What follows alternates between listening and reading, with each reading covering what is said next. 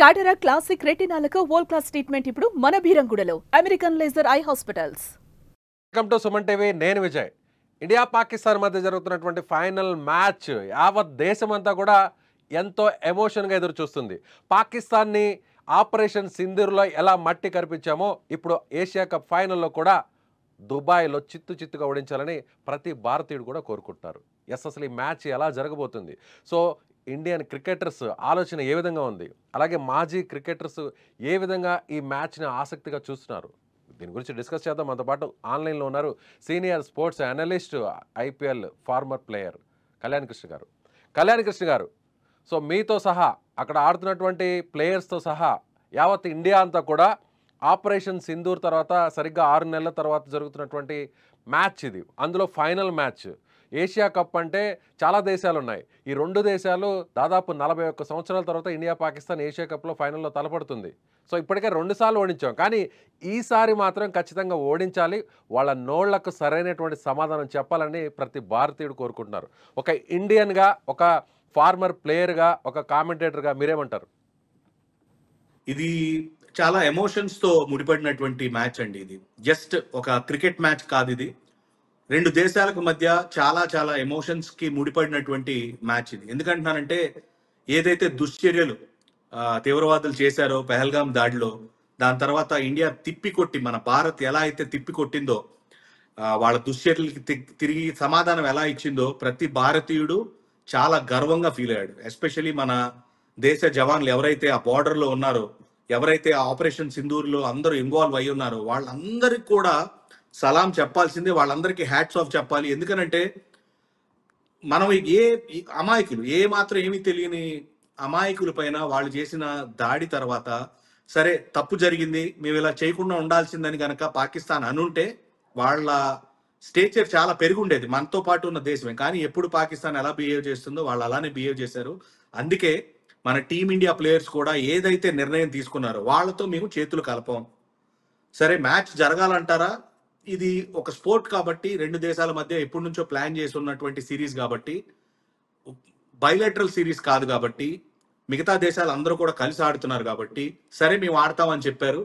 ఏదైతే నిర్ణయం తీసుకున్నారో మేము షేక్ హ్యాండ్ ఇవ్వం, వాళ్ళకి మా సమ్మతం తెలపం అని చెప్పి ఇండియన్ టీం తీసుకున్న నిర్ణయం నాకైతే మాత్రం ఒక భారతీయుడిగా, ఒక ఫార్మర్ క్రికెటర్గా చాలా గర్వంగా అనిపించింది.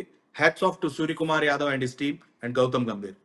సో అదేవిధంగా ఇవాళ జరగబోతున్నటువంటి మ్యాచ్ అంటే రవూఫ్ చేసినటువంటి ఏదైతే ఆ చిల్లర చేష్టలు, మన ఫైటర్ జెట్స్ని కూల్ చేసామని నంబర్ 6 అంటూ ఆ వేళ్ళని చూపిస్తూ, ఇవన్నీ కూడా మ్యాచ్లో మనం చూడలేదు, కానీ ఆఫ్ ది రికార్డ్ వచ్చినటువంటి వీడియోస్ అంతా కూడా మ్యాచ్ అనంతరం బయటకు వచ్చాయి, అతను చేసినటువంటి ఆ చేష్టలన్నీ కూడా.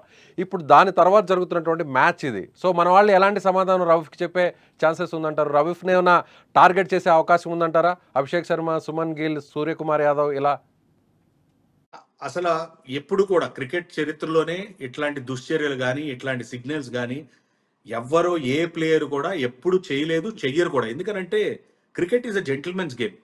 మీ దేశంలో జరుగుతున్న పరిస్థితుల్ని మీరు చాలా హుందాగా తీసుకుని వ్యవహరించాల్సింది పోయి, మీరు చేస్తున్నటువంటి ఏదైతే ఆ పిచ్చి పనులు, పిచ్చి చేష్టలు ఉన్నాయో అదైతే మాత్రం ఒక క్రికెటర్గా నేనైతే అస్సలు దాన్ని సమ్మతించను. అందుకే మ్యాచ్ రిఫరీ పిలిచి కూడా తనకి ఫైన్ వేయటం కూడా చూసాం. And not only match referee అండి, ప్రపంచంలో పాకిస్తాన్ కంటే, సరే ఇప్పుడైతే పరిస్థితులు ఏమి సరిగ్గా లేవు, ఒకప్పుడు పాకిస్తాన్ టీం పైన చాలా గౌరవం ఉండేది, కానీ ఇప్పుడున్నటువంటి పాకిస్తాన్ టీం పైన అసలు ఏ మాత్రం గౌరవం పొందేటువంటి చర్యలు కావవి. తప్పకుండా హ్యారిస్ రాఫ్ ఏదైతే ఆ చేష్టలు, పిచ్చి చేష్టలు, వెరీ చేష్టలు చేశాడో, ఫైటర్ జెట్లని కూల్చినట్టు ఏంటో, అది అసలు అయితే నాకు ఒక క్రికెటర్ బిహేవ్ చేయాల్సిన బిహేవియర్ లాగా అనిపించలేదు. దానికి బ్యాట్తో 100% మన టీమిండియా బ్యాటర్ సమాధానం చెప్తారు. అండ్ పాకిస్తాన్కి ఈ టీంకి సరైన బుద్ధి చెప్తారు. ఎందుకంటే మ్యాచ్ ఆడటం, గెలవటం, ఓడటం అనేది అది సహజమండి, అది ఎక్కడైనా కూడా జరగాలి.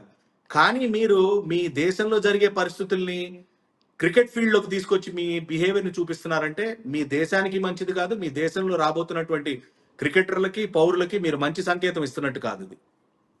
ఇండియా పాకిస్తాన్ మ్యాచ్ అనగానే అది ఎప్పుడు జరిగినా, అది టెస్ట్ మ్యాచ్ అయినా, వన్డే మ్యాచ్ అయినా, T20 మ్యాచ్ అయినా సరే, సో అది ఏ సీరియస్ అయినా సరే అందరం కూడా ఎంతో ఆసక్తిగా, ఇంట్రెస్ట్గా ఎదురు చూస్తాం. హోరాహోరీగా మ్యాచ్ కూడా జరుగుతుంది.